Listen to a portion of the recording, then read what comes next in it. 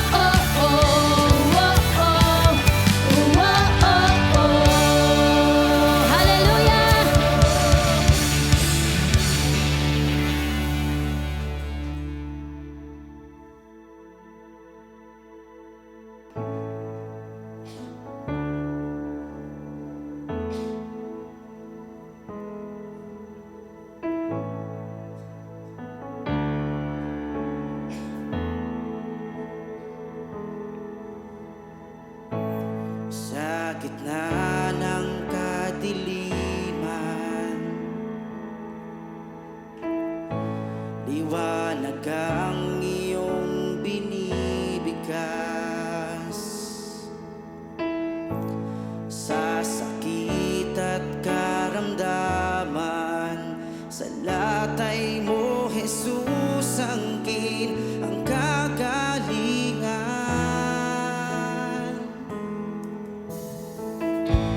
Sa gitna ng kadiliman, liwanag ang iyong binibigkas. Sa sakit at karamdaman, sa latay mo, Jesus, angkin ang kagalingan.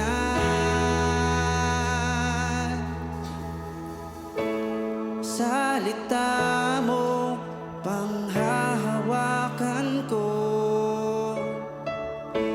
Salita mo, tapat at totoo. Lahat ay nasa iyo, sapat sa buhay ko. Salita mo ay nararanasan ko.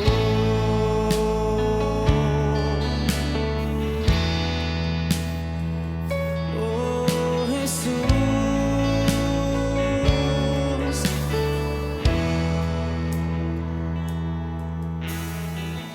pagkalito at kaguluhan,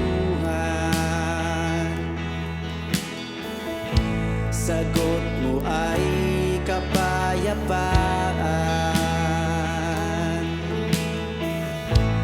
Sa mundo ay kahirapan, yaman ko ay sa iyo natagpuan.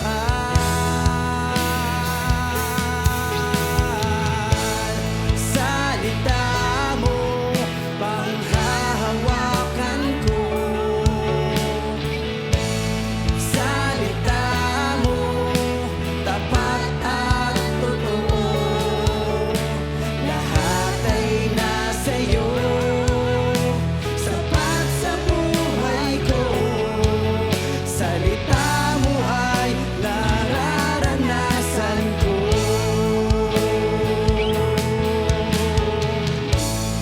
Salita mo, panghahawakan ko.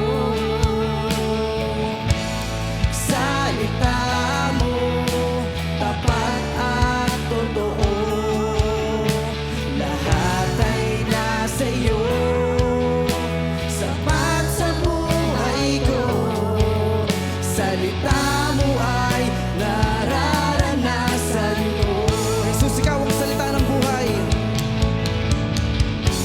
Jesus, ikaw ang salita ng buhay. Tanging ikaw ang nagbibigay kahulugan sa aking buhay. Jesus, ikaw ang salita ng buhay. Tanging ikaw ang nagbibigay kahulugan sa aking buhay.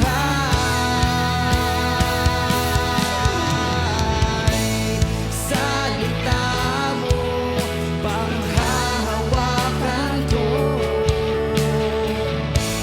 Salita mo, tapat at totoo. Lahat ay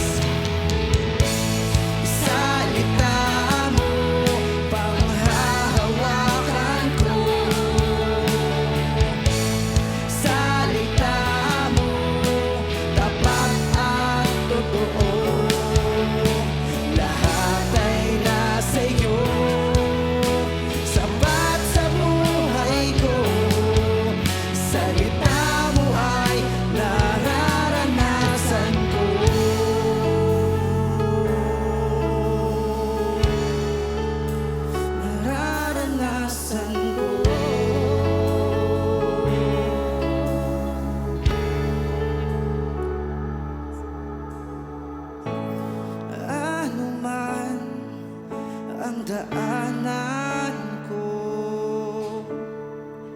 Ang grasya mo, ang pag-ibig mo, pangako mo, panghahawakan ko. Walang imposible sa'yo. Mula ngayon, kasama ka. Di na muling mag-iisa. Lahat na nga'y makakaya. Basta't Jesus kasama kita. Basta't Jesus kasama kita. Jesus, ikaw ang aking tagumpay. Jesus, ikaw ang aking kagalakan. Jesus, ikaw ang hari ng aking buhay. Jesus, ikaw, ikaw.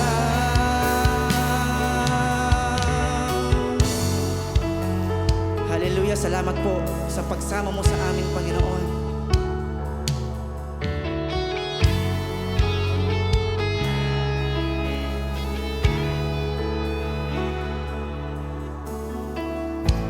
Mula ngayon, kasama ka. Di na muling mag-iisa. Lahat na nga'y makakaya. Basta't Jesus kasama kita. Basta't Jesus kasama kita. Basta't Jesus kasama kita. Jesus, ikaw ang aking tagumpay. Jesus, ikaw ang aking kagalakan. Jesus, ikaw ang hari ng aking buhay. Jesus, ikaw, ikaw. Jesus, ikaw ang aking tagumpay. Jesus, ikaw ang aking kagalakan.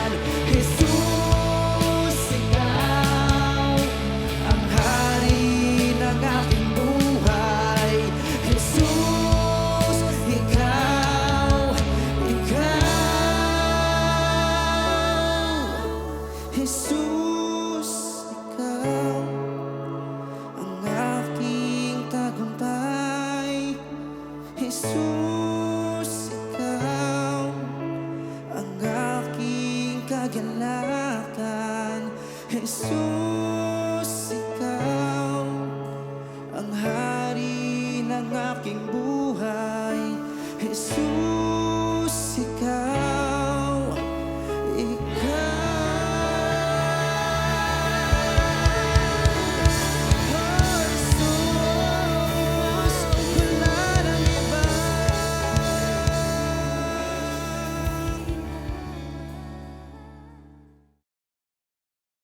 Hello po, good morning po sa ating lahat. Pakibati nyo nga po yung katabi, sabihin nyo, good morning. Yes. Hallelujah. Sige po, tayo po ituloy-tuloy na sa pakikinig ng salita ng Diyos. Sa umaga pong ito, ang tema po natin ngayon, taon ay the expansion. Sabihin nga po, expansion. At ang tema naman po natin para sa ngayong buwan ay Matututunan natin dito kung paano tayo mag-expand sa pamagitan ng discipline. Sabihin nyo nga po ulit, discipline. Di po ba, last Sunday, natatandaan nyo po ba yung word na discipline? Ano po ang salitang ginamit ng Diyos dito in Greek word? It is the word paideia. Sabi nga po, paideia. O ito yung pagsasanay o paghuhubog ng character, pagtutuwid, o yung natawag nating edukasyon sa anak. Yan. Ang discipline po ay ang paraan ng Diyos sa pagtuturo sa atin bilang anak.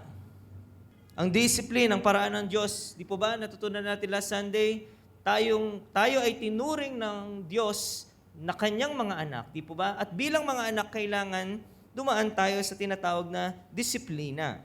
For the purpose of holiness, para sa layunin na tayo ay maging banal, matuwid, at magkaroon ng tinatawag na spiritual maturity. Sabi po sa Hebrews chapter 12 verses 10 to 11, sa loob ng maikling panahon, dinidisiplina tayo ng ating mga magulang para sa ating ikabubuti. Gayon din naman, itinutuwid tayo ng Diyos sa ikabubuti natin upang tayo maging banal tulad niya. Verse 11, habang tayo tinutuwid, hindi tayo natutuwa, kundi naghihinagpis. Ngunit pagkatapos niyon, mararanasan natin ang kapayapaang bunga ng matuwid na pamumuhay. So may 2 puntos po na binigay sa atin si Pastor Obet last week. Ito po yung una, kaya ang disiplina ang nagpapadama ng pag-ibig ng Diyos sa atin. Amen po ba? The discipline now is the love of God na ipinaparanas niya sa atin. Kaya dapat ang disiplina, tinuturing natin yung pag-ibig. Hindi mo siya tinuturing na, kaya di ba ang sabi sa word, kahit masakit, una talaga parang masakit yan. Pero kapag natutunan mo yan, mararamdaman mo, pag-ibig pala yon. Pangalawa, sa disiplina nagmumula ang banal at matuwid nating pamumuhay. Sa pamagitan ng disiplina, doon lang lalabas ang ating matuwid at banal na pamumuhay. And now, that is the foundation about discipline. Sige po, tayo po munang lahat ay manalangin bago po tayo magpatuloy. Lord, salamat po, O Diyos, minsan pa sa iyong biyaya. Sa iyong biyayang kaloob sa aming mga buhay upang kami, O Diyos, minsan pa makatanggap na iyong mga salita na minsan pa magpapatibay ng aming mga disiplina, magbubukas ng mga pintuan upang ang oportunidad ng expansion at paglago, Panginoon, ay patuloy naming lakaran, Panginoon. Salamat, Lord, sa biyaya mo ito sa amin at patuloy, ang dalangin po namin ng Banal na Espiritu, siya pong sumaamin upang patuloy na maranasan namin ang iyong presensya at patuloy na ikaw ay may personal na pangungusap na gagawin sa amin habang po kami nakikinig ng iyong mga salita. Salamat po aming Diyos. Kapurihan, kaluwalhatian ay sa inyo. Pong aming dalangin sa pangalan po ng aming Panginoong Jesus. Amen. So ang proposition po natin sa umaga pong ito ay ang disiplina ay biyaya ng Diyos para tayo ay makapanumbalik sa Kanya at makaranas ng tunay na expansion sa buhay. Alam po yung Genesis chapter 1, nilalang po ng Diyos ang lahat sa loob ng 6 na araw. At nang ang Diyos nilikha niya ang tao sa ika-6 na araw, He blessed them. Tama po ba? Pinagpala niya ang tao na sila ay magpakarami at bigyan ng kapamahalaan sa lahat ng nilalang sa tubig, himpapawid, at gayon sa mga gumagapang sa lupa, at gayon din sa mga halaman. Upon seeing all this, nung nakita ng Diyos, pinagpala niya ang tao at binigyan niya siya ng duty na pangalagaan ang lahat ng creation. Natuwa ang Diyos, di po ba? Ang sabi sa Genesis 1:31, pinagmasdan ng Diyos ang lahat ng ginawa at lubos siyang nasiyahan. Kasi bakit? Nakita niya maayos. Lumipas ang gabi at sumapit ang umaga, yun ang ika-6 na araw. And then in Genesis 2, pag umusog na tayo, nilagay ng Diyos ang tao sa halamanan ng Eden para ito ay pagyamanin at alagaan. So nakita ng Diyos, upon creating man, ang husay ng tao. Nung binigay ko sa kanya ang duty na ito, ginawa talaga niya. Okay, I will put you now in the Garden of Eden, so you will cultivate it. At pagyayamanin mo ang hardin ng Eden na ito. At sabi po dyan, at doon, binigyan sila ulit ng utos ng Diyos. In Genesis 2:15-17, ang sabi niya, inilagay ng Panginoong Yahweh ang tao sa halamanan ng Eden upang ito'y pagyamanin at pangalagaan. Sinabi niya sa tao, makakain mo ang 5 bungang kahoy sa halamanan. Maliban sa bunga ng pungang kahoy, nagbibigay ng kaalaman tungkol sa mabuti at masama. Huwag na huwag mong kakainin ang bungang iyon sapagkat sa araw na kainin mo yon ay mamamatay ka. Dalawang commands ang binigay ng Diyos so far in this Genesis chapter 2. Ano po yung unang command? Pangalagaan, pagyamanin ang nilikha ng Diyos. Ang lahat ng nilalang, ang lahat ng mga gumagapang, ang lahat ng halaman, yan ay kanyang iingatan. And then the second command, binigay ng Diyos nung ang tao ay dinala niya sa Garden of Eden. Ano naman yung second command? Yun ay huwag kakainin ang bunga ng punong kahoy na nagbibigay ng kaalaman tungkol sa mabuti at masama. These two commands ng Diyos ang divine guideline ng tao sa kanilang pamumuhay that time. Dalawang utos lang. Pero dakilang utos ito sa kanila para sa kanila na ito ang magiging pattern, magiging disiplina ng kanilang mga buhay. Kaya sa dalawang utos na ito makikita natin the first step into discipline. Ang unang hakbang sa disiplina. Kung wala po kasing utos, walang disiplina. Naniniwala po ba kayo doon?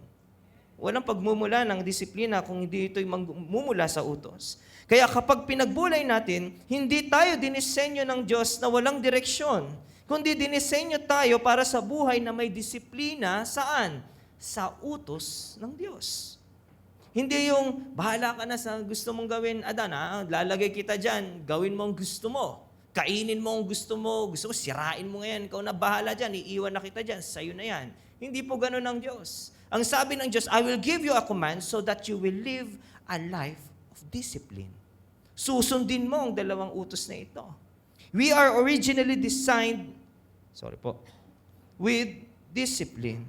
Tayo po ay nilikha ng Diyos nang originally merong disiplina.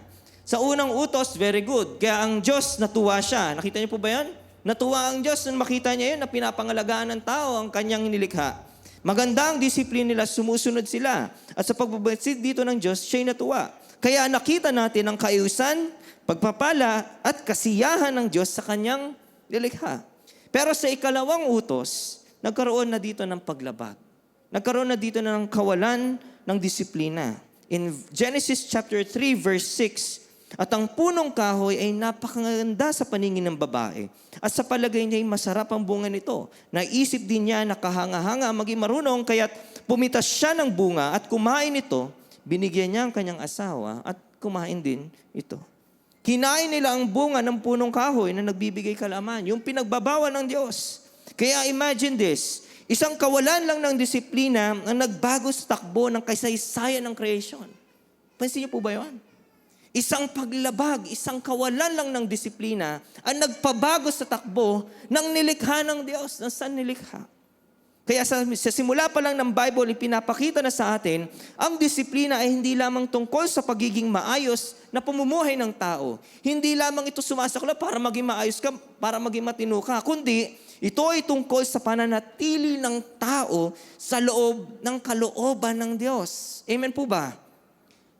Binigay ng Diyos ang utos para tayo maging disiplinado, para magkaroon tayo ng disiplina sa pagsunod sa Kanya, upang manatili tayo sa loob ng kalooban ng Diyos. Discipline positions us in the will of God. Kaya dito pa lang we can conclude, kapag walang disiplina, kapag may disiplina, may kaayusan. Amen. May pagpapala at may expansion. Amen. Imagine nyo, nung natuwa ang Diyos sa first command, natuwa siya, I will give you the Garden of Eden. Reward ko sa iyan, ang sabi ng Diyos. Kung sumunod din sila sa pangalawang utos, ano pa kayang expansion ang bibigay kaya sa kanya ng Diyos? Kaya sayang, di po ba? Kaya pag may disiplina, napakaganda ng resulta. Pero kapag nawala ang disiplina, this is the negative. Nagkakaroon ng pagkawasak at pagkahiwalay sa pagpapala ng Diyos. May separation. Kasi bakit? Merong lack of discipline. Yan title po natin sa umagang ito, Expansion by Establishing Discipline. Sabihin nyo nga po, establishing. Kailangan merong naitatayong disiplina po sa atin. Kaya dapat naunawaan natin ang ating kalagayan ngayon ay dahil sa kawalan ng disiplina sa utos ng Diyos. Our state now, the sinful state na meron tayo, yan ay bunga ng kawalan ng disiplina. Kaya imagine, gaano to katindi. Gaano kahalaga ang merong disiplina at na-establish ang disiplina. Ang salita po ng Diyos lang ang tanging paraan ng Diyos para maibalik ang disiplina sa pagsunod natin sa Kanya. Naniniwala po ba kayo dito? Only the Word of God. Kasi bakit? In the first place, si Adan at si Eva, yun naman ang sinuway nila. Kaya nawala ang disiplina. Kaya nawala ang lahat ng papapala. Kaya ang Diyos, ibinigay niya, ang utos niya, ang kanyang mga salita, para maibalik ulit sa atin ang disiplina sa pagsunod sa Kanya. In 2 Timothy chapter 3, verse 16 to 17, ang lahat ng kasulatan ay kinasihan ng Diyos. Mula sa Diyos, galing sa bibig ng Diyos na nagbigay buhay sa nilikha. Ibig sabihin, ang kasulatan ngayon ay nagbibigay buhay. Ang lahat ng ito, ng kasulatan ay kinasihan ng Diyos at nagagamit saan?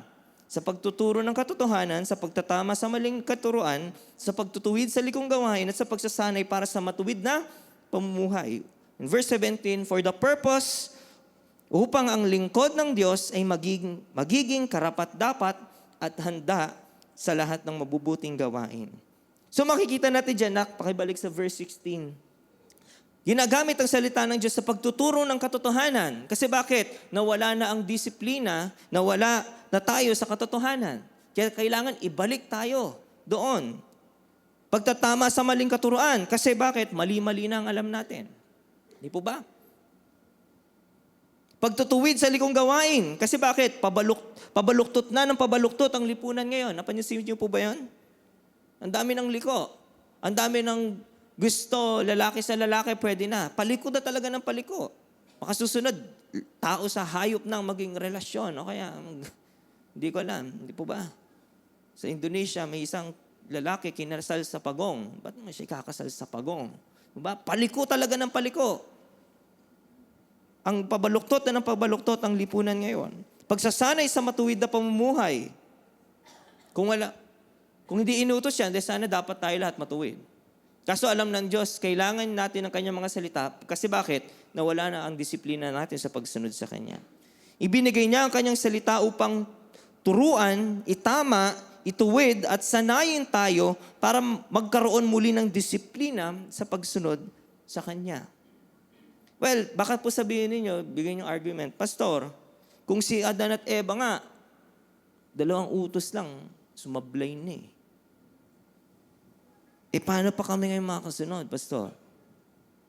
Sa 2 Timothy, yung binasa po natin kanina, yung sinasabi dong kautusan is the Torah, the 5 books of Moses. At doon nakasulat ang 613 commandments. 613 specific do's and don'ts ng isang tao para mabigyan niyang kaluguran ng Diyos. Nandun ang utos ng pagsamba, paghahandog, moral laws, huwag kang papatay, huwag kang magnanasa ng mag-iimbot sa kayamanan ng iyong kapwa. Andun din yung mga festivals, yung mga ipangilin ninyong araw ng Sabat, ipagdiwang ninyong ganito, paglagpas ng anghel, ipagdiwang ninyong ganito, tapos ganito kayo mag-offering, ganito kapag ganito ang kasalanan. Lahat doon nakasulat in those 613 commands. At kailangan, yun ang tinutukay sa 2 Timothy. Pastor, si Adan nga, 2 lang, tapos bibigyan mo pa kami ng 613. Pero wait, there's more. Old Testament lang po yun.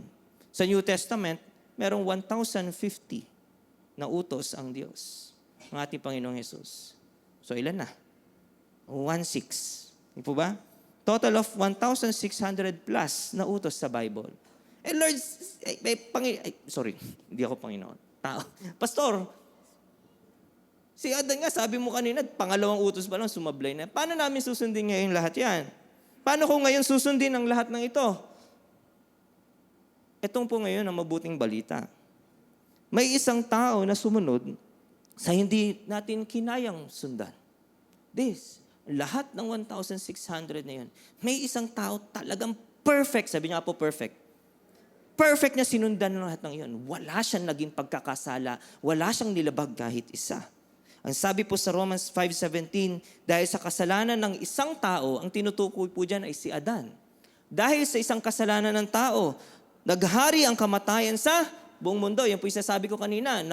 Dahil lang sa isang kawalan ng disiplina, nag-twist ang buong kasaysayan ng isang katauhan. Ngunit dahil sa ginawa ng isa pang tao na si Jesucristo, ang mga tumanggap sa masaganang biyaya ng Diyos ay tinuturing niya matuwid, itinuring niyang matuwid ay mamumuhay ng matagumpay. May expansion. In verse 18, dinetail niya pa yan. Kaya't dahil sa kasalanan ng isang tao, sino ulit yun? Si Adan, nahatulan ng kaparasuhan ang lahat. Ganon din naman, dahil sa matuwid na ginawa ng isang tao, sino yun? Si Jesus. Ang lahat ay maituturing na matuwid at mabibigyan ng bagong buhay. Kung dahil sa pagsuway ng isang tao ay marami ang naging makasalanan, gayon din naman, dahil sa pagsunod ng isang tao ay marami ang maituturing na matuwid. Okay? In verse 20, ang Diyos mismo ang nagbigay ng kautusan. Tulad ng sinabi ko kanina, ngunit habang sinisikap ng taong sundin ang kautusan na ito, lalo lang nila itong nilalabag. Pastor, tama ako, di ba? Sabi ko sa iyo kanina, tama ako eh. Bibigyan mo pa ka ng 1,600, dalawa nga lang. Lalo pa kaming lumalabag ngayon. Kasi bakit? Hirap kaming gawin ang maraming utos na yan. Pero ang sabi ng Diyos, at habang nadadagdagan ang kanilang kasalanan, ay lalo namang, nadadagdagan ang kagandahang loob ng Diyos sa kanila. Kaya ang disiplina po ay biyaya ng Diyos. Sabi niyo nga po, biyaya. In verse 21, kaya kung paano naghari ang kasalanan at nagdulot ng kamatayan, ganoon din naman naghahari ang biyaya ng Diyos at nagdudulot ng buhay na walang hanggan. At dahil sa ginawa ng ating Panginoong Hesus, itinuring tayong matuwid ng Diyos. Dahil sa kanyang perfect obedience, tayo ngayon sa harapan ng Diyos, kung sumasaatin si Kristo, meron na tayong tinuturing tayong ngayon ng Diyos na isang matuwid. Na para bang di tayo makasalanan. Na para bang di natin, hirap na hirap talaga tayong sundin ang 1,600 na utos na yun. Kaya sabi ko nga po sa proposition kanina, ang disiplina ay biyaya ng Diyos para tayo makapanumbalik sa Kanya. Balikan natin yung tanong, Pastor, paano ko ngayon susundin ng maraming utos na yan? Hindi ikaw ang gagawa niyan. Dahil hindi natin kaya. Sa dalawa nga, nabigo na tayo, di po ba? Si Kristo na ang gumawa nito para sa atin. On behalf of humanity. Kaya si Kristo naging tao. Kasi bakit? Taong dapat susunod. Hindi natin yung kaya. Siya lang ang nakagawa noon. Kaya sa pamagitan ni Kristo, tayo ngayon ay tinuring ng Diyos na matuwid. Isinugo ng Diyos ang kanyang anak para ganapin ang hindi natin nagawa. Yung nag-fail, yung finail natin sa harapan ng Diyos, may gumawa noon, si Kristo. Kaya kung sino man ang sumasampalataya sa Kanya, ay ituturing ng Diyos na matuwid. Hindi na ngayon nakatingin ng Diyos sa ating failure, kundi ang katuwiran ni Kristo na ang nakikita natin sa Kanya. Ang tawag dyan is imputation. Tama po ba, mga nagbabible school? Imputation, imputed righteousness.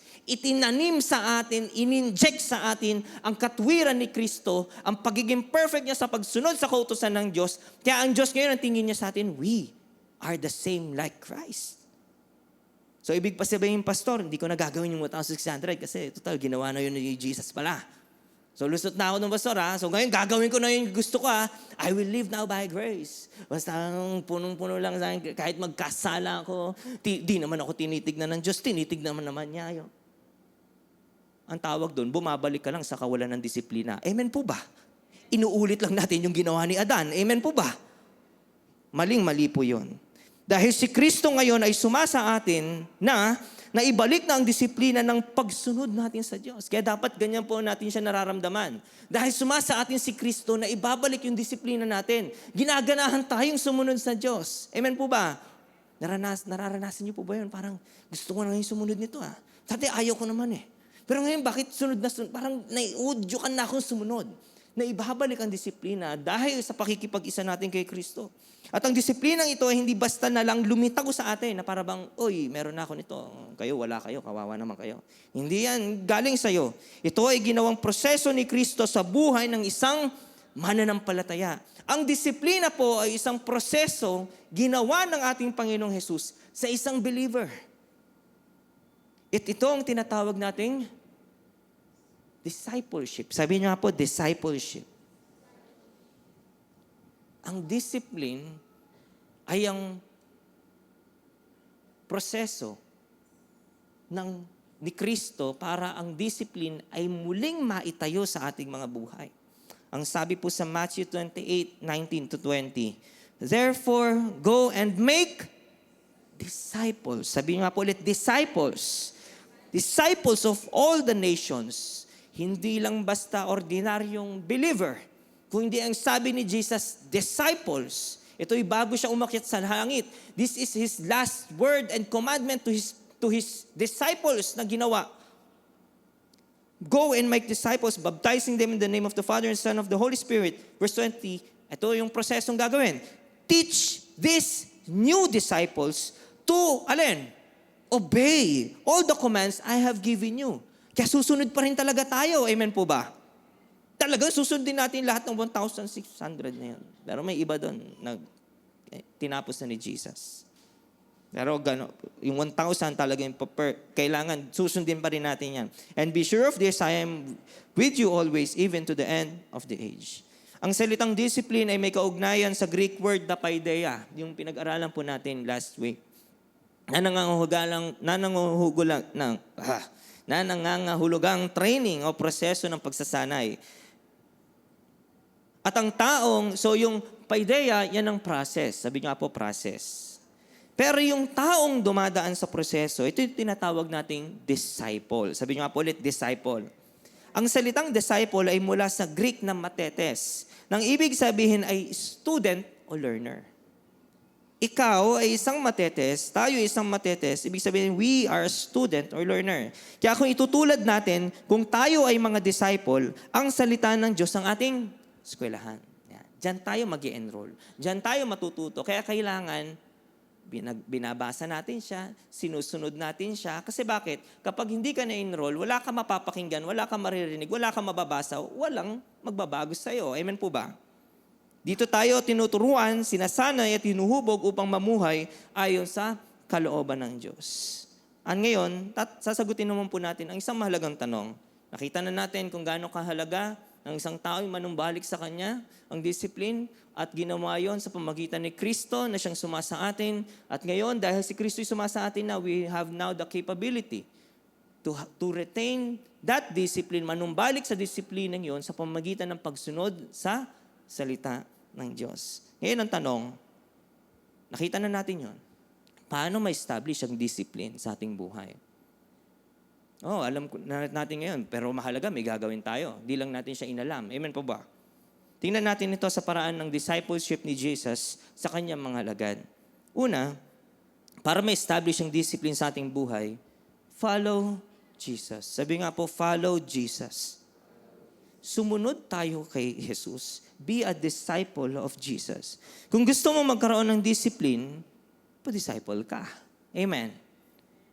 In Matthew chapter 4, verses 18 to 20, dito tinawag ng Diyos ang unang mga disciples. Sino yon? Yung magkapatid na Simon at Andres. In verse 18, sabi niya, minsan naglalakad si Jesus sa tabi ng lawa ng Galilea. Nakita niya naghahagis ng lambat sa lawa ang dalawang mangingisda. Si Simon na tinatawag din Pedro at ang kapatid niyang si Andres. In verse 19, sinabi ni Jesus sa kanila, sumunod kayo sa akin at gagawin ko kayong mga mangingisda ng mga tao. Verse 20, noon din iniwan nila ang kanilang mga lambat at sumunod kay Jesus. Ang invitation na ito ni Jesus ay hindi yung parang mamamasyal lang na, oy tara, sunod kayo sa akin, pupunta tayo doon, tapos uwi din kayo, tapos tapos din. Hindi po ganon. Ang context ng sinasabi dito ni Jesus ay di tulad nun. Ganito siya sa konteksto nila. Sumama kayo sa akin, mamuhay kayong kasama ko, at matutong maging katulad ko. Yan ang sinabi ni Jesus nung sinabi niya sa kanila, follow me. Sa Jewish kulturang Hudyo, ang isang disciple ay hindi lang nakikinig ng lecture ng kanyang teacher, ng kanyang rabbi. Ang disciple po ay sumusunod sa kanyang rabbi, sa kanyang teacher, araw-araw upang makita kung paano ito namumuhay. Susunod siya, mamumuhay siyang kasama niya, titira siya kung saan siya titira, gagawin niya, anumang makita nung student dun sa kanyang teacher, gagayahin niya. Kaya napansin niyo po ba, yung sa mga disciples ni Jesus, one time nagtanong sila, Panginoon, paano po ba manalangin? Tinanong nila yon, hindi dahil hindi sila marunong manalangin, kundi gusto nilang gayahin yung teacher nila kung paano talaga siya manalangin. Marunong sila manalangin. Diyos sila eh. Very strict sila sa discipline na yon. Nananalangin sila umaga, tanghali, gabi. Very disciplined sila doon. Pero nagtanong pa rin sila kay Jesus. Sabi nila, Jesus, paano manalangin? Ang intention nila doon, Lord, gusto ka naming gayahin sa iyong panalangin. Kaya ang disciple at ang nagtuturo sa kanya, ang teacher, merong ganong klaseng relationship. Gagayahin niya talaga yung kanyang rabbi o guro. Tapos minsan pa pagkakataon, natutunan nila maglingkod dahil nakita nila si Jesus na siya pinaglilingkuran nila. Ang guro po, that time, sa kultura nila, hindi siya naglilingkod sa kanyang student. Hindi yun gagawin ng isang guro. Yung student, maglilingkod sa guro. Yun yung normal na ginagawa. Pero si Jesus, hinugasan niya ang paa ng kanyang mga alagad. And then in John chapter 13, verse 15, nandiyan ba yun? Yan, sabi niya, binigyan ko kayo ng halimbawa upang inyong tularan. Kasi bakit? Ganun ang relationship natin. Sumusunod ka sa akin, gusto mong sumunod sa akin, gayahin mo lahat ng gagawin ko. Oo, minsan kakaiba yan dun sa paniniwala mo, dun sa nakasanayan mo, pero kailangan mong tanggalin yon kasi bakit? Tutularan mo na ngayon ang papakita ko sa iyong halimbawa. At nung nagpataasan ng mga disciples, yun, si James at si John, di mo ba, sabi niya, Panginoon, kapag kayo umakyat sa langit, pwede po bang kami yung umupo sa iyong kaliwa at sa kanan, yung trono? Sabi ni Jesus sa kanila, hindi dapat ganyan.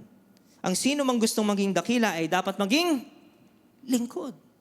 Tinuruan sila ng Diyos kasi bakit? Kaya ngayon, mapapalitan ng kanilang perspective sa kung ano ba ang kadakilaan. So makikita natin ang lahat ng mga ganitong kasanayan, ang ganitong kultura, ang ganitong ipinakitang dinisplay ni Jesus nung sinabi niyang, follow me. Ganito ang gagawin ninyo at ganun nga ang ginagawa ng mga disciples kay Jesus. Marami pa po yan. Babawasan natin lahat yan sa gospel. At kaya ang disiplina ng isang disciple ay ganito siya. Namumuhay siyang kasama ng kanyang guro.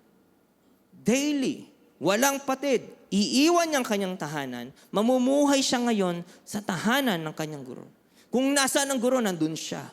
Kung saan matutulog ang guro, doon din siya. Malapit siya doon. Anong gagawin ng guro, gagawin din niya. Ganyan ang isang disciple. Sumasama siya saan man magpunta ang kanyang guro. Pagmamasdan niya kung paano mamuhay ang kanyang guro, at tutularan niya ang kanyang guro, ang kanyang teacher. Alam niyo po, ganyan din ang gusto ng Diyos sa ating mga buhay. Dahil tayo'y tumugon na sa tawag ng Diyos sa ating buhay, dapat handa na tayong sumunod sa Kanya araw-araw. Amen po ba? We should be ready. Dapat handa tayong sumunod sa Kanya araw-araw. Ang sabi ng mga scholars, nung tinawag ni Jesus si Simon at si Andres, bago pa sila tawagin, kilala na nila kung sino si Jesus. Kilala na nila kung sino si Jesus. Alam na nila na siya ang Mesiyas. Kaya nung in-invite sila ni Jesus, sunod agad. So meron na sa kanilang acceptance. Tinanggap na nila si Jesus sa kanilang mga buhay. Pero sa pagkatanggap na yon, sabi ni Jesus, di yun sapat, kailangan sumunod kayo sa akin. Hindi yun reckless na decision, yung sinabi nila. Kasi may iniwan sila dyan. Mamaya makikita natin, iniwan nila yung net. Yung mamaya, iniwan pa yung pati pamilya. Iniwan yung magulang. Hindi yun reckless na decision na parang padalos-dalos sila na parang biglaan lang on the spot. Oy, ikaw, halika, sumunod ka sa akin. O sige, susunod na po ako yan. Hindi po siya ganoon. Yun ang tugon nila sa pagkilala nila kay Kristo. That is their response. Dahil kilala nila si Kristo. Na karapat sundin ang taong ito. He is worthy. Sa kulturang Hudyo, ang pagpili ng alagad ay desisyon ng rabbi. Desisyon yun ng teacher. Kung ako ang teacher, ako mag-decide kung sinong, hindi yung alagad ang pipili ng teacher na gusto niya. Hindi. Ang teacher ang pipili ng kanyang alagad. Hindi siya tatanggap ng kung sino-sino lang. Kikilatisin niya mabuti ang taong gagawin niyang alagad. Kasi bakit? Dahil ang pagpili po ng rabbi ng isang alagad, isang beses lang. Hindi pwedeng magbago ng isip ang rabbi at sabihin na, ay, ayoko na sa'yo, matigas pala ulo mo, diyan ka na nga. Ay, ayoko na sa'yo, ganyan pala ugali mo, diyan ka na. Hindi po ganon. Ang pagpili ng Diyos ay minsanan lang. Kaya ang pagpili po ng Diyos sa atin ay minsahan as perfect. Amen po ba? Hindi nagkamali ang Diyos sa atin, hindi niya rin tayo itatakwil. Kasi bakit? Ganun ang turing niya sa atin. tayo ay tinuturing niyang disciple. Hindi niya tayo pakakawalan. Tuturuan niya tayo upang ang disiplina ay patuloy na manumbalik sa ating mga buhay. Kaya nang tinawag po ni Kristo, hindi kanya tinawag dahil magaling ka, hindi kanya tinawag dahil angat ka, pinili kanya dahil nais niyang baguhin at hubugin ka. Amen po ba? Yan ang nais ng Diyos, kaya niya tayo tinawag. At alam ng Diyos na pinili niya tayo dahil magpapadisiplina tayo sa Kanya. Amen po ba? Sabi nga po ng amen na magpapadisiplina sa Diyos. Yes, amen. Kaya ang tanong, itinalaga mo na ba ang buhay mo na susunod ka kay Kristo? Did you really dedicate now your life? Every day, Lord, sasamahan na kita. Sasama ako sa iyo. Susundin ko yung mga utos mo. Lagi kong isa sa isip ang mga utos mo. Alam niyo po ba sa kulturang Hudyo, ang galing ng pagtuturong ito eh. Kasi bakit? Yung transferring of teaching, napaka-detail. For example, sinabi ni Jesus na ibigin mo yung kaaway. Alam niyo po ba, sa kulturang Hudyo, parang hindi nila yun makalimutan. Sinasalita nila yon. Kaya kapag nandun sila sa sitwasyon na parang nandyan ang kaaway, babanggitin nila, ibigin mo yung kaaway. Ibigin mo yung kaaway. Ibigin mo yung kaaway. Laging ganon. Kaya na-memorize nila, natatatak nila, na isasama nila sa kanilang pamumuhay ang salita ng Diyos, kaya nasusunod nila ito. Dalayan ko po ng biyaya at pagpapala, lagi nating alalahanin ang salita ng Diyos, anuman po ang ating ginagawa sa ating buhay. Araw-araw. Amen po ba? Amen. Pinapadaan mo ba Pinapadaan mo ba sa proseso ng disiplina ang iyong buhay bilang alagad ni Kristo? Discipleship is a process para umayon tayo sa kalooban ng Diyos at sa discipline natin. Amen po ba? Sige nga po, palakpakan natin ng Diyos sa biyayang ito sa atin. So yun po yung una. Para ma-establish ang discipline, we have to follow Jesus. Follow Jesus. Be a disciple of Jesus. Pangalawa, be ready to leave something behind. Haba po, no? Hindi ko kayang, ayan na, maiksi sa Tagalog, hindi ko kayang Englishin ng maayos. Handang mang-iwan. Sabi nga po, handang mang-iwan. Kailangan sa pagsunod natin sa Diyos, kung gusto natin maibalik ang discipline, kailangan may matanggal muna sa atin. Hindi ka pwedeng kung ikaw ay puno na, hindi ka pwedeng magpasok, magdagdag lang na maglandag, kasi bakit? Aapaw lang. Makikita nyo kung ano yung kapag sa bigas, kapag puno na yung salop, pag binuhusan mo, alin nahuhulog? Yung bago, yung luma? Yung bago, kasi bakit sila nasa itaas? Unless tanggalin mo yung luma, ilalagay mo ang bago, saka pa lang siya magaganap sa'yo. Saka pa lang magiging karagdagan niya sa'yo. Kaya dito, sa pagsunod natin sa Panginoon, kung gusto natin maging discipline, kailangan may tanggalin tayo. Meron tayong kayang iwanan. In Matthew 4:19-22, sinabi ni Jesus sa kanila, sumunod kayo sa akin at gagawin ko kayong mga mangingisda ng mga tao. Verse 20, iniwan nila ang kanilang mga lambat. Sino po yan? Si Simon at si Andres. At sumunod kay Jesus. In verse 21, nagpatuloy siya ng paglalakad at nakita rin niya ang magkapatid na Santiago at Juan, na mga anak ni Zebedeo. Sila ay nasa bangka kasama ng kanilang ama at nag-aayos ng lambat. Tinawag din sila ni Jesus. In verse 22, agad nilang iniwan ang bangka at ang kanilang ama at sumunod kay Jesus. Isa pa pong mahalagang aspeto sa pag-establish ng discipline ay ang pag-iwan sa dati nating buhay. Dahil discipline begins with right priority. Sabihin nyo nga po, right priority. Sina Simon, Andres, Santiago, Juan ay mga mangingisda. They were fishermen. Sa kultura po nila, ang pangingisda ay isang family business. May tayo kanina, diba kasama ni Santiago at ni Juan, ang tatay nila. It is a family business na ipinapasa ng magulang sa kanyang mga anak.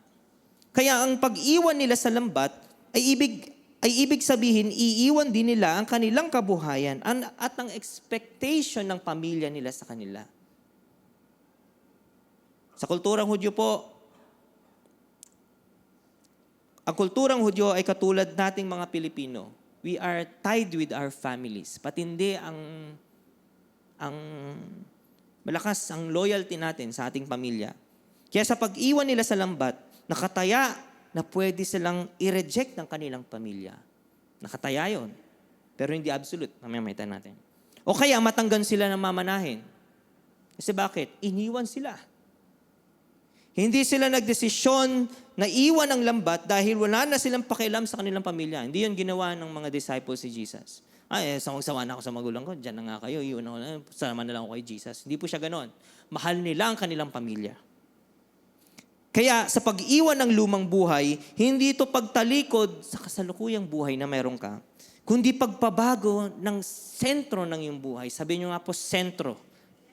Change of priorities. Kailangan mapalitan lang yung sentro. Hindi sinabi ni Jesus, di ba, sinabi din ng ating Panginoong Jesus, ang nagmamahal sa kanyang ama, magulang, anak, nang higit sa akin, ay hindi ko pwedeng maging disciple. Hindi ko pwedeng maging alagad.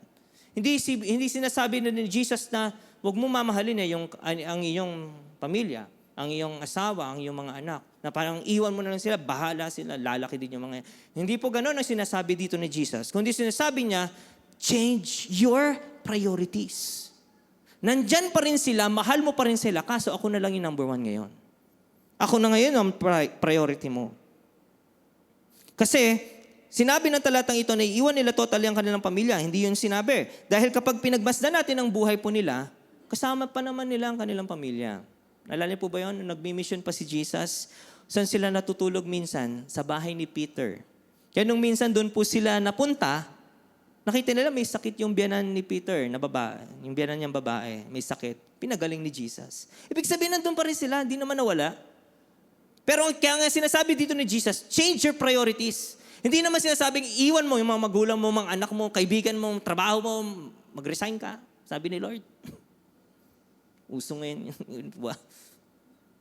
Nagawin mo yon, hindi yung sinasabi ng Panginoon. Ang sinasabi lang niya, change your priorities. Kailangan ako na ngayon ang prioridad mo. Kasi bakit? May tatayo akong discipline sa'yo.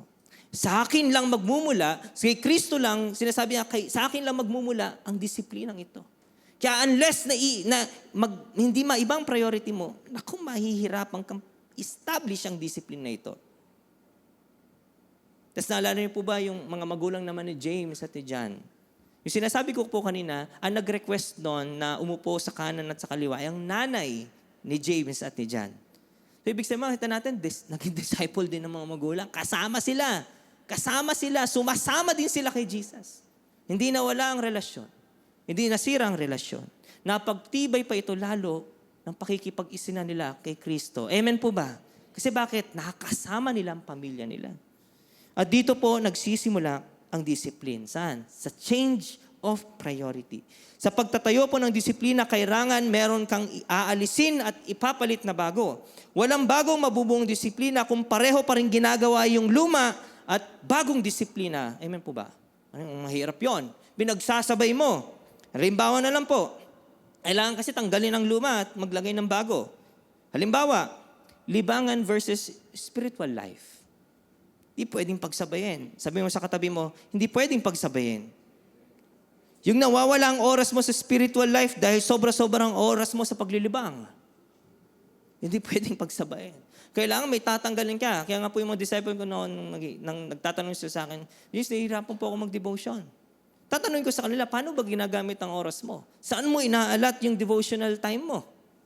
O tanggalin mo yung mga bagay na nandun at ilagay mo doon ang devotional time mo. Kasi bakit? Para magkaroon ka ng disiplina. Anong oras ka na nanalangin? Huwag ka na muna nanalangin ng kapag aantukin ka na. Kasi bakit? Shortcutin mo na lang yung panalangin mo. Ano po ba? Lagyan mo ng disiplina. O kung alas 8, wala ka nang ginagawa, alas 8 ng gabi, mag-pray ka na. Tanggalin mo yung mga ginagawa mo sa alas 8 at ilaan mo yun sa pananalangin. Or alas 9, kung kailan nyo po gusto. Di po ba? Ang tawag po doon, hindi pwedeng pagsabayin ng dalawa. Kapag inuuna ang oras ng libangan at nawawalang oras sa Diyos, alagad ka ng libangan, hindi ka alagad ni Kristo. Amen po ba? Alagad ka ng libangan. Kasi bakit? Siyang nasusunod. Anong disiplina dapat? Mag-set ng limit. Alisin ang walang pakinabang. At maging intentional sa oras mo sa Diyos. Amen po ba?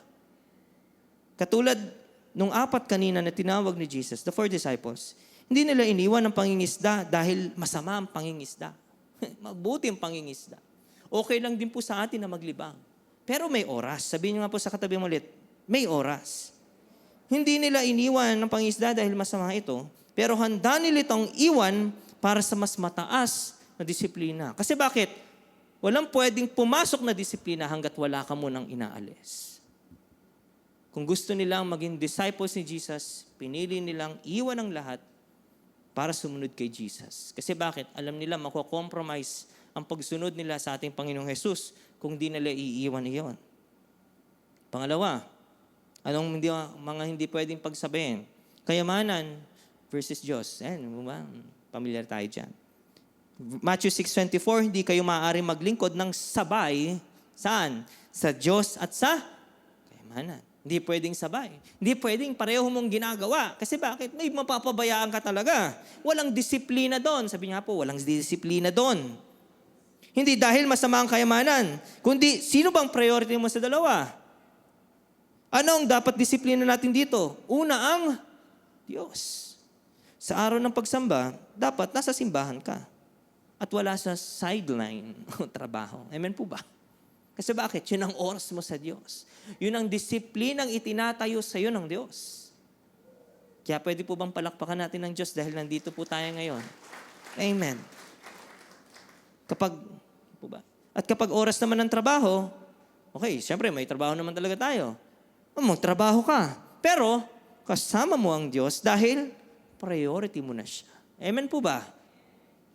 Hindi pinagko-compete. Kailangan meron lang isang priority. Sino yon? Ang Diyos. Pangatlo, na pinagsasabay minsan. Nako. Sige na. Pride versus humility. Minsan pinagsasabay ng mga Kristiyano yan. Hindi na namamalayan. Mahirap po yan. In Santiago chapter 4 verse 6b, kaya sinasabi ng kasulatan, ang Diyos ay laban sa mga mapagbataas, ngunit nalulugod sa mga mapagpakumbaba. Ibig sabihin, di pwedeng sabay. Sinasabi ng Diyos, nalulugod ako dito at namumuhi talaga ako sa mapagbataas. Kaya, ang mapagmataas na sinasabi dyan, ito yung nawawala na siya ng dependence sa Diyos. Kaya ko na to. Dati ko naman na itong ginagawa sanay naman na talaga akong gawin to. Kayang-kaya ko na to. Kahit di ako magpaas ng prayer o kahit di na ako manalangin, di ko na siya isasama sa aking prayer list kasi gawi ko naman na yun Sanay na ako doon Ang tawag po dyan is pride. Hindi pwedeng pagsabayin ang kataasan, kababaan. Nasaan ka? Sa gitna ka? Wala pong gano'n. Hindi pwedeng pagsabayin ng mainit at malamig. Ayaw nun ng Diyos na maligamgam. Amen. Sa Revelation po yan. Panghuli, continuous sin versus holiness. Yung tuloy-tuloy na paggawa ng kasalanan at kabanalan, pagsasabayin. Sabi sa Ephesians 5:18, huwag kayong maglalasing sapagkat mauwi yan sa magulong pamumuhay. Sa halip, anong dapat? Dapat kayong mapuspos ng Espiritu Santo. Kailangan hindi ka na bababad na sa kasalanan. Hindi mo na pinauulit-ulit ang kasalanan sa iyong buhay. Kailangan meron na ngayong umaangat na isa. Kasi bakit? Tinatanggal na ng Diyos ang ibang kasalanan sa iyo. Kaya kapag nararamdaman mo sa buhay mo, parang tinatanggal na to ng Diyos. Parang minsan di mo na nararamdaman na parang nawawala na yung panlasa ko dito. Tuloy-tuloy mo yon kapatid. Talagang wag mo nang siyang balikan. Wag mo na rin siyang tikman na para bang try ko nga kung ito pa rin yung kasalanan ko. yung kung mahuhulog pa rin ako dito, subukan ko nga. Naku, wag. Mahuhulog ka. Kaya kailangan di siya nagpapatuloy. Kailangan meron siyang paghinto. At meron naman pag-usad ang alin. Sa halip, dapat kayong mapuspos ng Espiritu Santo. Alam niyo po, ang lahat ng ito, ang compete na ito, hindi ito nangyayari sa isang araw lang. Ngunit nagsisimula ito sa isang malinaw na desisyon na iiwan ang luma at tatanggapin ngayon ang bago. Sabihin niyo nga po, bago. Po ba, masarap ang bago kaysa sa luma? Amen po ba? Masarap ang bago kaysa sa luma? Amen. Tanggalin ang luma, ilagay ang bago. Ano pong conclusion natin dito? Ang pagtatayo ng disiplina ay nagsisimula sa tamang prioridad. If you want to establish discipline, you have to know first, anong priority mo? Sa spiritual life mo, priority mo ba talaga ang Diyos? O pwede siyang gambalain kapag may okasyon, kapag may ganitong pangailangan, na pwede siyang isantabi muna. Kapag naisasantabi ang Diyos, hindi siya priority. Amen. Hindi siya ganun. Huwag po nating pipiliin na maisantabi ang Diyos. Kung tayo, sinasabi natin, tayo disipulo, alagad ni Kristo, tayo ay dapat inilalaan natin ang ating buong priority. Saan? Our first is to God. Kaya ang tanong po ngayon sa atin bilang aplikasyon, anong lumang disiplina ang binitawan mo na para sa disiplinang itinuturo sa iyo ng Diyos ngayon? What is that? Ano na yung mga nabitiwan mo noon? Sige nga po, pagbulay-bulahin natin. And pagbulayin mo lang, pag-isipan mo lang, huwag mo nang babalikan. Kasi bakit? Di ba ang pangit ng buhay natin noon? Kung ikukumpara yon sa disiplinang meron po tayo ngayon. Kaya ang disiplina ay biyaya. Sabi nga po ulit, biyaya. Napapabuti tayo dyan at napapasok tayo sa kalooban ng Diyos. Kaya, kailangan we have to identify your nets. Diba na? Identify your nets. Ano ba yung net na iniwan? Nila Santiago, nila Juan, nila Simon at nila Andres. Kailangan na identify natin sa ating mga buhay, Lord, ano pa ba yung mga dapat kong iwanan? Di ba? Kasi kung wala naman tayong gagawin, kapag wala kang iniwan, walang bagong disiplina papasok. Walang may establish na maganda. Amen po ba? Kung wala tayong iiwan, yung mga kanina, the pride, the libangan, the sinful, continuous sinning, kailangan maiiwan tayo sa mga yan at dapat ma-identify natin sa ating buhay at i-goal natin na iwan talaga. Kasi bakit? Kapag inalam lang natin at wala tayong ginawa, walang disiplina. Walang biyaya ang Diyos. Magpapatuloy lang tayo dun sa maling landas ng buhay. Kaya dito po ako magtatapos. Paano ma-establish ang discipline sa ating buhay? Ito po yung summary. Una, follow Jesus. Be a disciple of Jesus. Pangalawa, ready to leave something behind. Maging handa po tayong mang-iwan ng mga bagay na kailangan iwanan at i-embrace ang bagong disiplinang meron sa atin. Alam niyo po, very basic. Very easy. Di po ba ang pinag-aralan po natin sa umagang ito? Galit ka na? Hindi. Very basic. Pero kapag hindi nababantayan, picture of this, makinig po kayo mabuti. Very basic. Follow Jesus. Ready to, handang mang-iwan. Dami na natin beses narinig yan. Pero kapag hindi mo yan nabantayan, nawawala ang disiplinang itinanim sa pamagitan ng salita ng Diyos. Nasasayang. Meron nang na-establish. Pero kapag hindi mo nabantayan yan, masasayang ulit. Diba? Pahirapan na naman ang pagtatayo ng tore. Sabi sa Book of James. Pahirapan na naman ang mahihirapan, doble ang hirap ng mga taong dati na nakaranas ng biyaya at ngayon nanunumbalik sa biyaya ulit ng Diyos. Sabi yan sa Romans. Mahihirapan talaga. Kaya wag na po nating piliin na mapabayaan ang disiplinang ito na meron tayo ngayon. Amen po ba?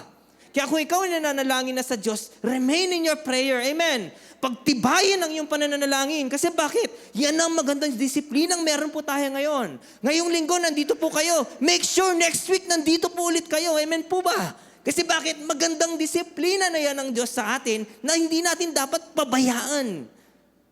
Nag-uumpisa ang kawalan ng disiplina sa paisa-isang paglabag. Naranasan niyo po ba yun? Nung parang ngayon lang naman ulit eh. Tapos parang gusto mo, isa pa. Masasayang. Dito pa ako magtatapos sa isang illustration. May isang hardinero po na gustong mapaganda ang kanyang hardin. Isang gardener, isang farmer, na meron siyang isang lote dyan at sabi niya, gusto kong pagandahin ang loteng ito, ang lupain na ito. So, ang ginawa niya, inihanda po niya yung mga buto ng mga magagandang halaman, mga bulaklak, mga namumungang mga puno. Inihanda na niya yon para sa kanya, dahil yun ang itatanim niya. Pero kung basta na lang niya itatanim ang mga ito nang hindi mo na nililinis ang lugar na pinagtamnan, baka matalo ito ng mga damo at hindi lumago. At hindi lalabas ang ganda ng hardin. Kung di niya muna lilinisin, ayusin, tatanggalin ang mga damo, ang kalat. Pero kapag inalis niya ang mga damo, bago itanim ang mga buto, pagkatapos diniligan at laging binabantayan, lalaki at gaganda ang hardin. Ang mga damo ay tulad ng ating mga lumang kasanayan, mga maling disiplinang meron sa atin, mga distractions, mga maling priority sa ating buhay, na kapag hindi inalis, hindi tutubo ang mga bagong itinanim sa atin. Machochoke, masasakal, walang space for growth. Kaya kailangan alisin mo ng damo, linisin muna ang lupa bago tamnan ng bago.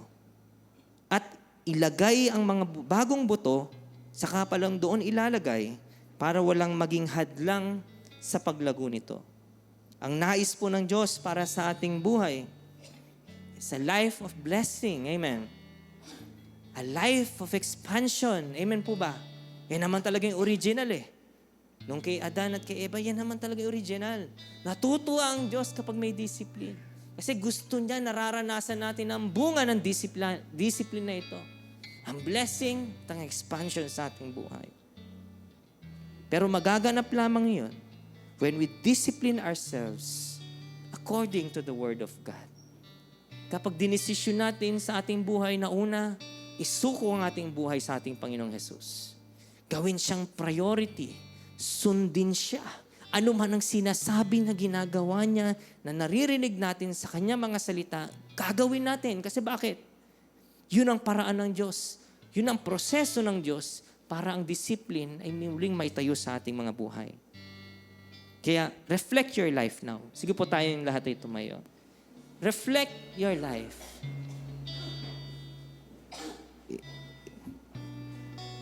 Salaminin po natin ang buhay natin sa Diyos. Anong damong dapat alisin sa buhay ko ngayon? Lord, ano ba yung mga damong pumipigil sa mga bagong disiplinang itinuturo mo sa akin? Lord, ano may mga dapat kong bunutin muna, Lord? Kasi Lord, kailangan bago akong makapag-establish, malinis muna, Lord.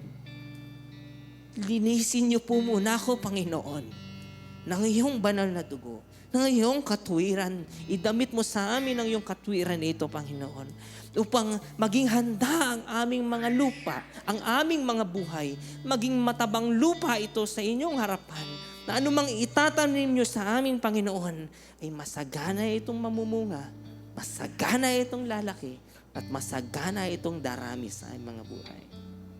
Kaya Lord, sa inyong harapan, kami po'y nagpapakumbaba, Panginoon. Linisin niyo nga po kami, O Diyos. Alisin mo, Lord, yung mga hindi kailangan sa amin. Pagkahumaling sa kayamanan, doon pa ba ang priority namin, Lord? Yung labis na libangan, Lord, nandyan pa ba yung attention namin? Lord, linisin mo kami sa mga ito. Pride, yung tiwala sa sarili. Hindi na siya umaasa sa Lord. Lord, kailangan hugutin ang mga to, Lord. Kasi pag hindi ito nawawala, hindi pa ipapasok ang disiplinang binibigay mo sa amin, yung biyayang disiplina, Panginoon. Continuous sin, papatuloy sa kasalanan. As we reflect these things, tayo po'y umawit sa ating Panginoon.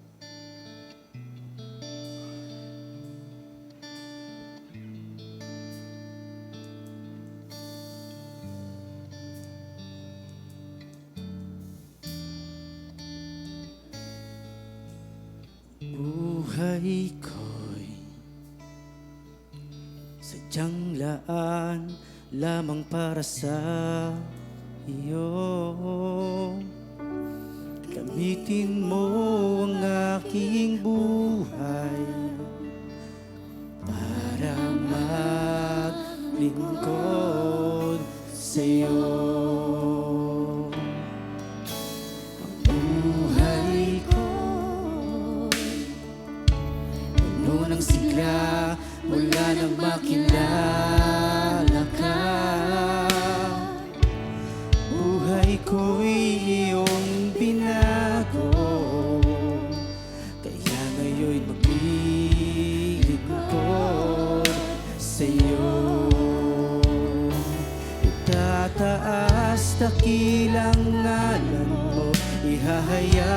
dakilang pag-ibig mo. Gamitin mo ang buhay ko.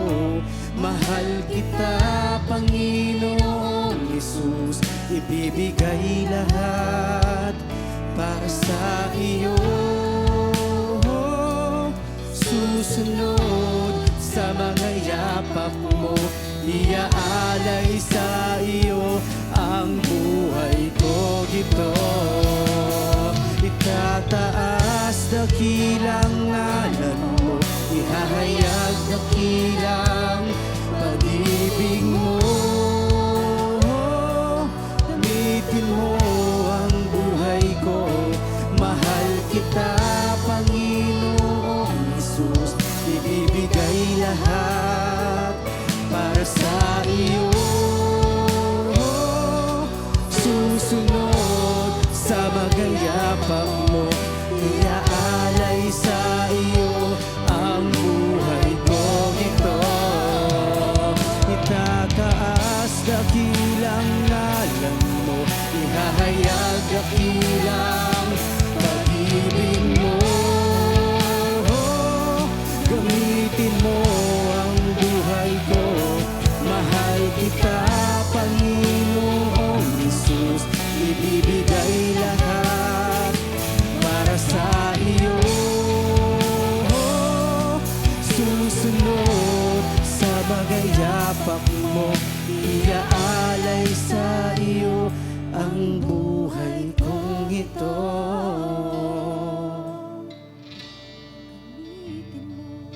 Hallelujah, Lord.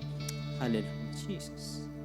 Salamat po, Diyos, minsan pa sa iyong dakilang biyaya sa aming mga buhay, Panginoon.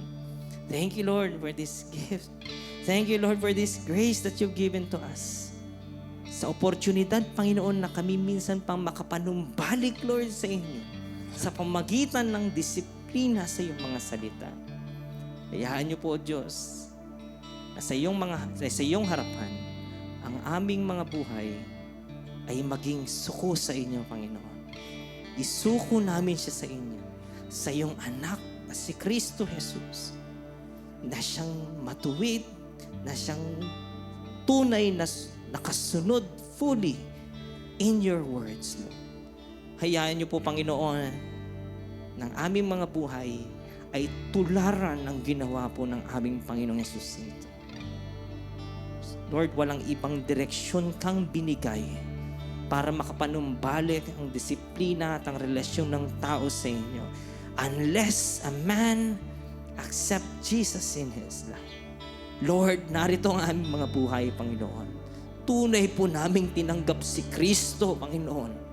Tayaan mo, Lord, na hindi maging patay ang pananampalataya namin ito, kung ito'y maging buhay, O Diyos, sa pamamagitan ng pagsunod namin sa iyong mga salita. Salamat, Lord. Salamat, Panginoon. We cannot do it, Lord, on our own. But through your Spirit, through Jesus Christ na nananahan sa amin, ay babalik, may itatayong muli, Lord, yung disiplinang nawala. At kapag, Lord, naibalik ang disiplina, Lord, ang dali mo kaming i-expand, Panginoon. Gaya ng message last Sunday. Ang dali, Panginoon, sa amin na bigyan, pagkatiwalaan ng mas malaking bagay kung maayos, una sa lahat, ang disiplina ng relasyon namin sa iyo, Panginoon. Salamat po, Panginoon. Salamat sa biyayang ito, Diyos. Patuloy, ang iyong banal na Espiritu ang siyang lumukob sa aming mga buhay. Gabayan ang lahat ng aming gagawin sa aming pagtatrabaho, sa aming pag-aaral, sa aming pakikipagkapwa-tao. Hayaan na yung mga salita ang siyang manatili sa aming isipan, banggitin ng aming mga labi, isagawa ng aming mga buhay upang patuloy maitayo ang mabuting disiplinang ito sa aming mga buhay para sa aming kapakinabangan at una sa lahat, para sa iyong karangalan. Salamat po aming Diyos. Kapurihan, kalwalhatian, na siya po namin tinataas. Ito po aming dalangin sa pangalan po ng aming Panginoong Hesus. Amen.